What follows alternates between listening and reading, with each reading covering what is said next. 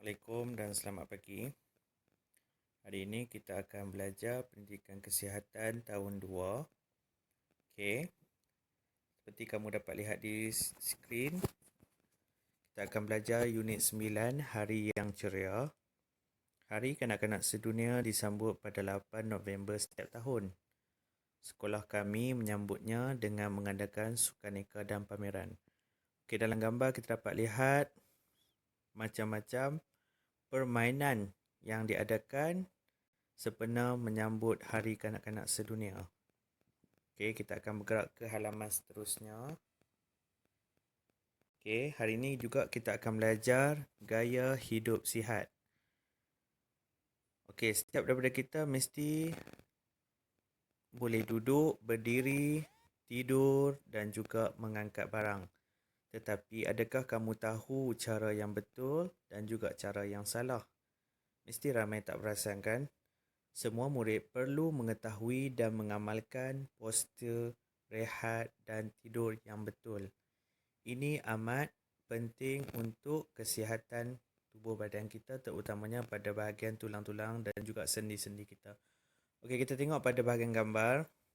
Cara duduk yang betul di mana badan kita perlulah tegak dan juga selari kaki kita perlu dirapatkan dengan kerusi. Dan kita tengok dekat gambar yang salah di mana badan murid tersebut kelihatan bongkok. Dan apabila lama, ia akan menyebabkan sakit di bahagian belakang. Okey, seterusnya kita tengok pada bahagian cara berdiri. Di mana cara berdiri yang betul, badan adalah lurus daripada kepala hingga ke kaki.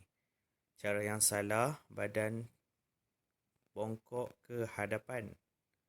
Seterusnya kita lihat kepada cara tidur yang betul.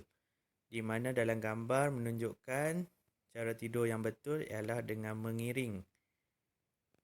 Cara tidur yang salah pula, di mana kedudukan bantal diletakkan di bahagian leher. Keadaan ini boleh menyebabkan sakit belakang dan juga sakit di bahagian leher. Ini yang perlu kita elakkan apabila kita tidur. Okey, yang seterusnya, cara mengangkat barang.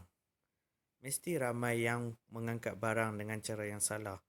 Dan seharusnya kita mengangkat barang yang betul, iaitu dengan mula-mula sekali kita kena melutut dan juga mengangkat barang perlahan-lahan untuk elakkan sakit di bahagian tulang belakang kita apabila kita mengangkat terus membongkok, menyebabkan tulang belakang di bahagian belakang kita akan berasa sakit.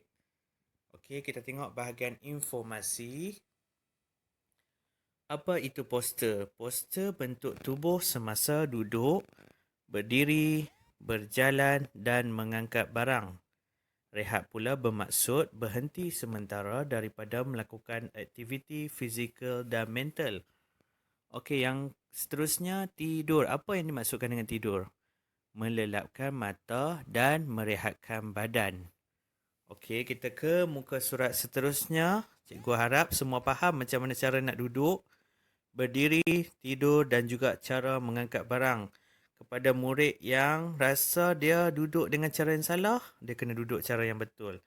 Kepada yang berdiri dengan cara yang salah, bongkok ke hadapan, kita kena berdiri dengan tegak untuk elakkan bongkok. Okey, yang ketiga, elakkan kita juga kena tidur secara mengiring.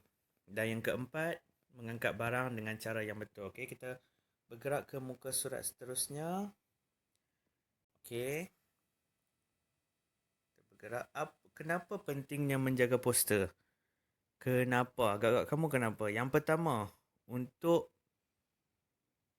tumbesaran sempurna. Sempurna maksudnya perkembangan tumbesaran kita tidak terbantut.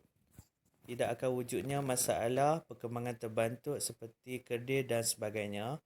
Yang kedua, untuk kita elakkan kecederaan, terutamanya apabila kita mengangkat barang. Contoh seperti bila kita mengangkat barang, bila kita terus mengangkat barang daripada tegak, kita terus ke bawah untuk angkat barang, ianya akan menyebabkan kecederaan di bahagian tulang belakang kita. Mungkin kali pertama kita rasa tak ada masalah. Bila kali kedua dan lama-lama dia akan rasa sakit di bahagian tulang belakang kita. Yang ketiga, bila kita menjaga postur, badan kita akan menjadi lebih sihat. Dan yang keempat, hidup kita akan jadi lebih cergas. Sebab apa? Sebab kita tak ada rasa sakit bila kita berjalan dengan betul, berdiri dengan betul, tidur dengan betul dan juga mengangkat barang dengan betul. Jadi takkan ada masalah dan hidup kita akan jadi lebih cergas. Okey, kita tengok kepada kepentingan rehat dan tidur. Kenapa kita perlu rehat dan tidur? Yang pertama, untuk melancarkan proses penghadaman. Disebabkan proses penghadaman berlaku ketika kita rehat dan tidur. Jadi bila kita tidak cukup rehat dan tidur, ianya akan menyebabkan proses penghadaman kita terganggu dan akan ada penyakit-penyakit lain yang mungkin akan berlaku disebabkan oleh proses penghadaman yang tidak sempurna. Okey, yang kedua, kenapa penting rehat dan tidur? Membina dan membaiki sel-sel yang rosak. Ini kerana sewaktu kita rehat dan tidur, sewaktu itulah sel-sel kita yang rosak akibat luka. Contohnya akibat bila kita luka, sel-sel akan rosak. Jadi sewaktu tidur, sel-sel ini akan dibina balik dan juga dibaiki. Maksudnya dekat situ nanti lama-lama luka kita akan sembuh. Yang ketiga, ianya meningkatkan keupayaan kita untuk belajar dan menyegarkan tubuh. Penting rehat untuk kita sebab kita akan dapat belajar dan menyegarkan tubuh. Maksudnya bila kita rehat tak cukup, tidur tak cukup, menyebabkan kita mudah rasa letih. Bila kita tak rasa letih, macam mana kita nak belajar? Jadi, sangat pentingnya rehat dan tidur terutamanya kepada kanak-kanak. Dan kita mesti tidur sekurang-kurangnya 8 hingga 9 jam. Okey, murid-murid, jangan tidur lewat. Okey, seterusnya yang keempat.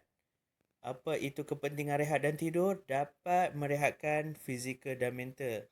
Sebabnya, waktu rehat dan juga waktu tidur, kita tidak akan fikirkan apa-apa di mana fizikal kita dan juga mental kita tidak akan melakukan apa-apa. Kita hanya rehatkan tubuh badan kita, rehatkan otak kita dan sewaktu tidur kita akan bagi sistem kita untuk berjalan seperti biasa balik. Contoh kalau waktu siang kita rasa stres, kita rasa sangat stres dan sebagainya, waktu tidur kita akan rasa sangat lapang. Okey? Dan tugasan yang perlu kamu lakukan ialah kamu perlu menjawab soalan Google Form yang akan cikgu bagi selepas ini. Cikgu harap penerangan cikgu amat jelas dan kamu dapat faham dengan sebaiknya.